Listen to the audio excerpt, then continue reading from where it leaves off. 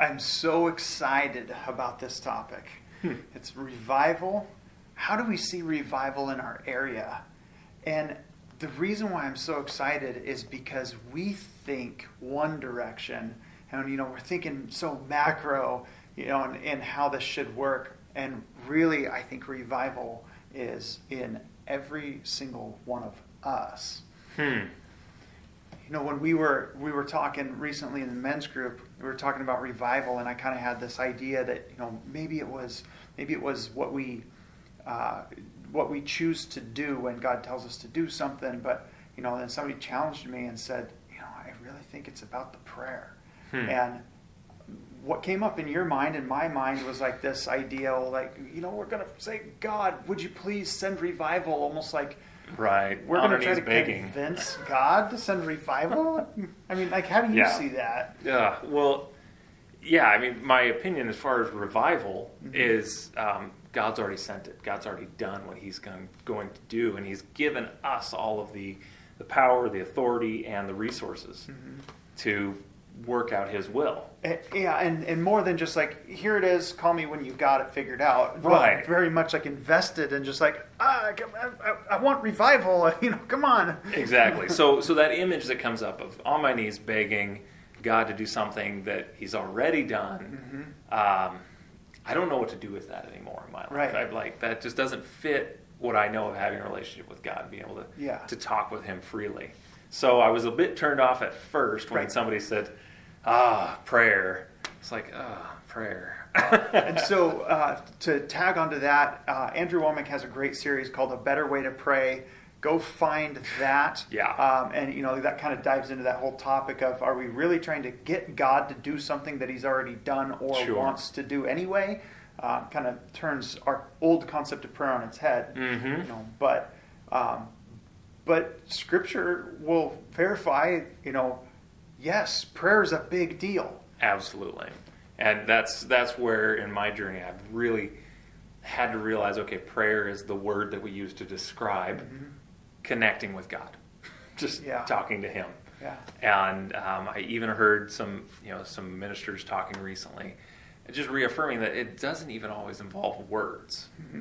A lot of times it can just be that emotional connection, that heart-to-heart connection with God, turning our affection to Him, being aware of His presence. And you and I have talked often about Brother Lawrence and that whole practicing the presence of God. Love that. If you don't know, Brother Lawrence was some monk from the 17th or 18th century, I don't know. But in his writings, they found that he got to a place where he was so aware of God's presence equally, whether he was washing dishes or in his prayer time in the chapel that they had every day as monks. It's kind of a cool story, too, because he was a big oaf. He just kind of didn't do great at certain things. Sure. And so, it's an interesting read, pretty short book, definitely one worth grabbing. Absolutely. Yeah, and I was telling you recently how I feel like, God is working in me in such a way that I more and more often I'm finding feels almost as simple as just plugging in, a plug into an outlet. Like catching myself throughout the day going, things don't feel right, and then just being able to step back from even the current situation and just go, plug back into God, and feel that connection come back, be aware of His presence. So what does the prayer do then? I mean, so ultimately, if I'm not sitting here, trying to make God do all these things, I really feel like the prayer is changing something significant inside of me. Exactly. It's not changing God. Yeah. It's the impact it has on us. And as I catch fire, I'm going to catch more people on fire. There's an old thing I learned in sales a long time ago, and I'm personally not a salesman. It's not my thing, but excitement sells. And it's that idea that when I'm on fire and passionate about something, somebody else is going to go, that sounds really cool. Sure. And they're going to be curious, and more than that, now that's just generic like people, but throw God on there, and He's just like, I can solve their problems, and I can express how much I love them. And check this out. I am in sales. Okay. Right. Yeah, so let's have the professional talk about this one. So the way that we talk about it is that sales is leadership. Okay. And if I'm having a day down here, but I'm trying to get you to buy something, you're never going to meet me at the level that I'm at. But if I'm excited and interested and engaged in what I'm selling or explaining to you, that's going to carry you up a whole lot higher, even if you never get to the same level of excitement. And I've always looked at it as this powerful synergy that God has created when human beings are interacting. And then, like you said, now you throw in, boy, if God is the one that's interacting, now you're just causing atomic level energy explosions to begin happening. So imagine this. We talk about this in our men's group a bit, but imagine this. There's a bad situation going on in somebody's personal life, whatever it is, don't know. Let's just say there's a severe sickness in their family or something like that. Let's pretend that person calls a pastor. Pastor comes over, prays for that person. They end up getting healed. And then that person goes, oh, well, of course, because I called the pastor. Right. Makes sense. All right. Well, imagine this scenario, though. Before the pastor gets there, they also have a plumbing leak, and they call the plumber. Mm-hmm. And the plumber gets there and says, oh, hey, I'm a Christian, and I notice you're sick, and I believe that God still heals, and sometimes when I pray for people, they get healed. Do you mind if I pray for you? And he prays for the person, and they get healed. Well, the mindset's totally different because, well, if the plumber can do it, I can do it. Right? It's like, and that's the fire, and that's the passion that everyday people should be catching, and that's revival. Yeah, I've told you many, many times, my image of what a Sunday morning church service should be like is everybody just coming and going, oh my gosh, check it out. I was in the grocery store and God did this. God showed up. God gave me this opportunity to bump into so-and-so and to pray for them, and we saw this happen. It should be less about hearing from the front, and it should be just each of us building this excitement that we're talking about, where it's like, man, God is moving through each and every one of us. And here's the cool part about it is that hearing from the front is great. Listening to his video is fine. All these things are good.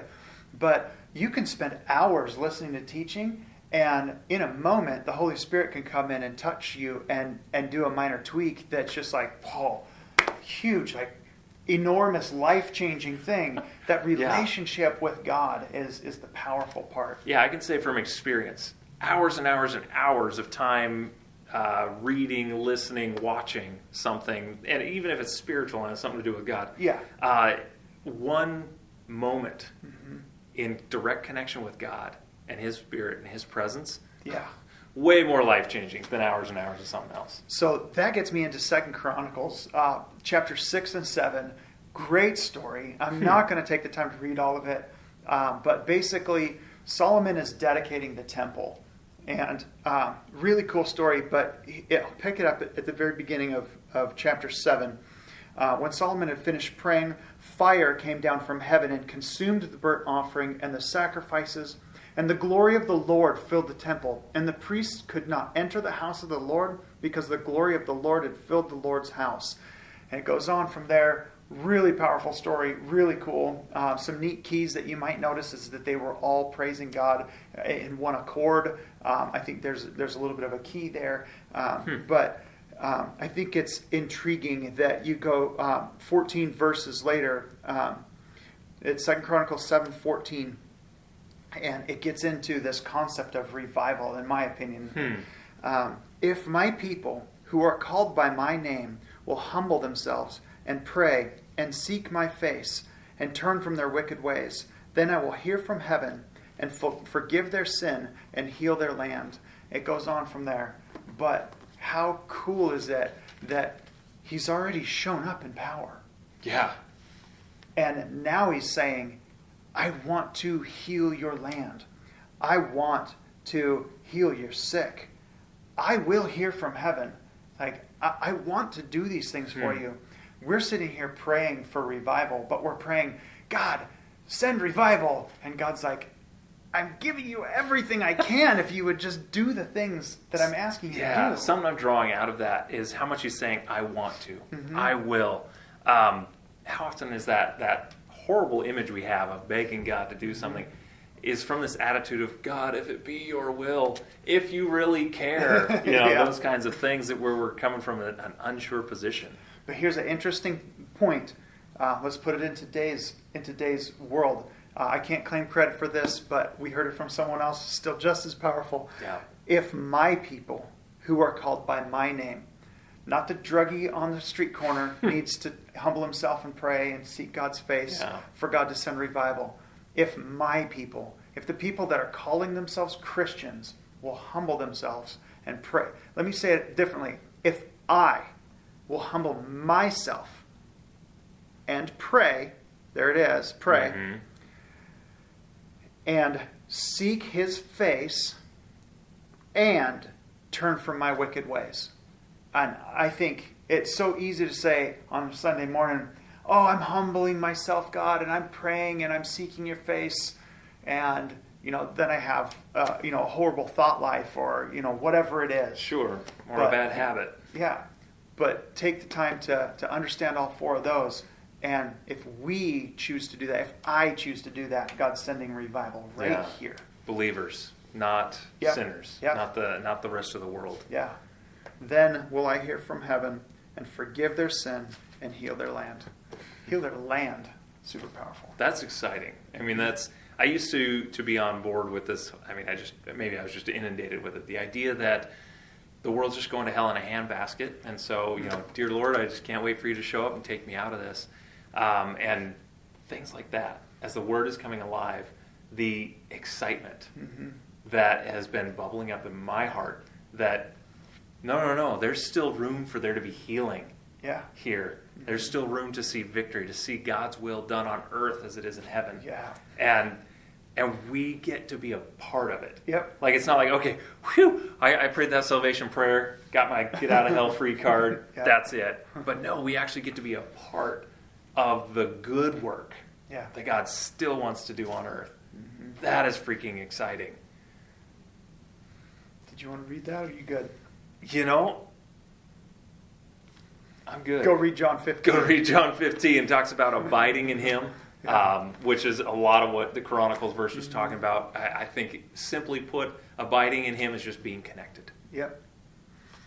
So, God is passionate about this, about seeing revival. Absolutely. God is passionate about you and seeing revival in your life and seeing changes, not just in your attitude, not just in your heart, not just in your feelings, in your day-to-day life, and seeing positive things happen there. Go pursue God. Absolutely. Talk to you next week.